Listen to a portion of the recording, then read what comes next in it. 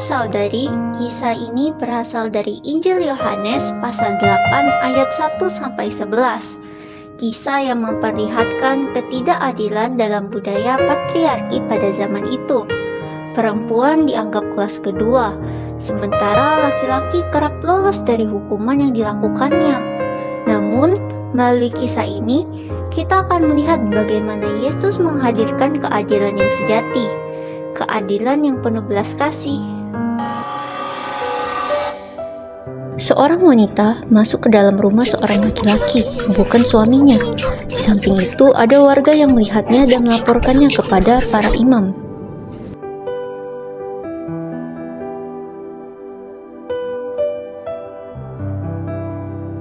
Itu rumahnya. Aku melihat perempuan itu tadi masuk ke rumah laki-laki yang bukan suaminya. Para warga mendorong pintu keras-keras sampai terbuka.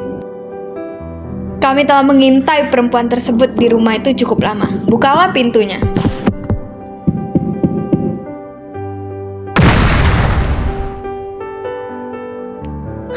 Jangan, tolong, biarkan aku pergi. Kami menangkapmu sedang berzina. Engkau tidak bisa kabur. Aku tidak. Tolong dengarkan aku dulu. Diam, engkau sudah melanggar hukum Musa. Itu jelas. Aku mohon, jangan lakukan ini. Dengarkan aku. Kita akan bawa dia kepada Yesus, guru dari Nazaret itu. Kita lihat apakah ia tetap berpihak pada kasih atau berani menentang hukum Musa. Dengan tubuh dan hati yang remuk, perempuan itu diarak melalui jalanan. Orang-orang memandangnya dengan hina. Ia diseret bukan hanya kepada hukum, tetapi ke dalam jebakan yang disiapkan oleh para pemuka agama. Di sisi lain, Yesus sedang duduk di halaman Bait Allah.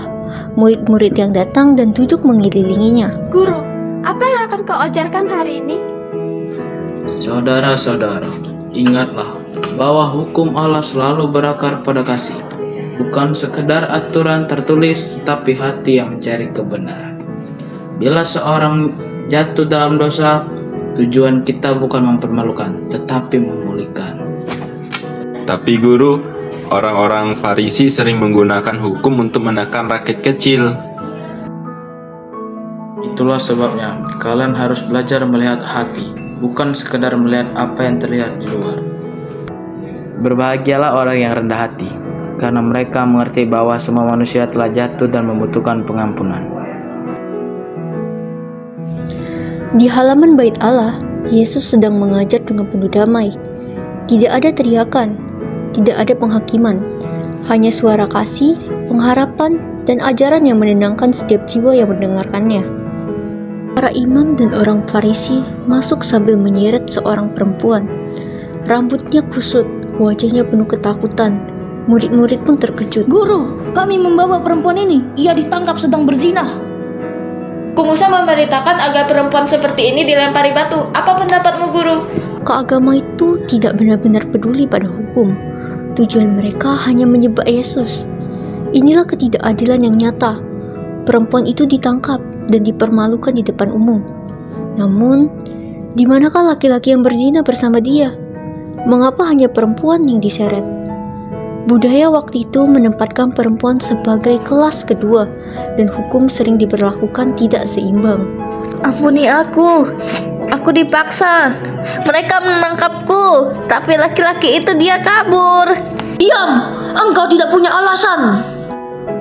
Biarkan dia berbicara. Mereka menyeretku dari rumah. Orang-orang memaki aku. Semua mata memandang aku seolah-olah aku bukan manusia.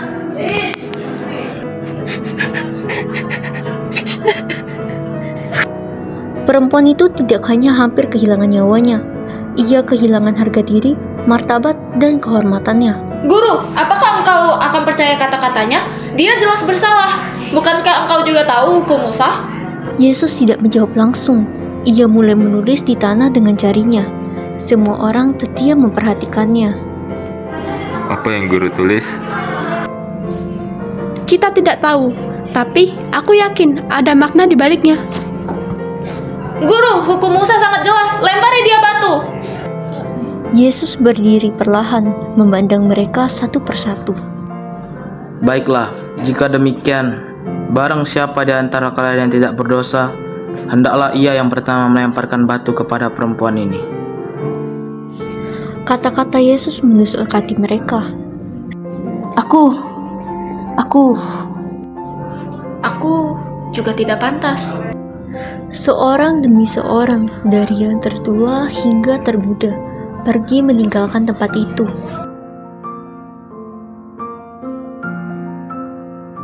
"Anakku, di manakah mereka? Tidak adakah yang menghukum engkau?" tidak ada Tuhan. "Aku pun tidak menghukum engkau. Pergilah dan jangan berbuat dosa lagi." Terima kasih Tuhan, Engkau telah menyelamatkan hidupku.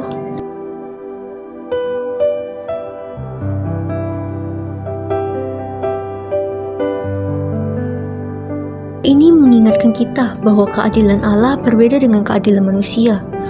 Dunia sering cepat menghukum, cepat menghakimi, dan sering tidak adil, terutama terhadap perempuan. Namun, Yesus melihat manusia bukan dari dosanya, tetapi dari hati yang dapat dipulihkan. Di dunia yang penuh ketidakadilan, Yesus menghadirkan kasih, dan kasih itulah yang menyelamatkan.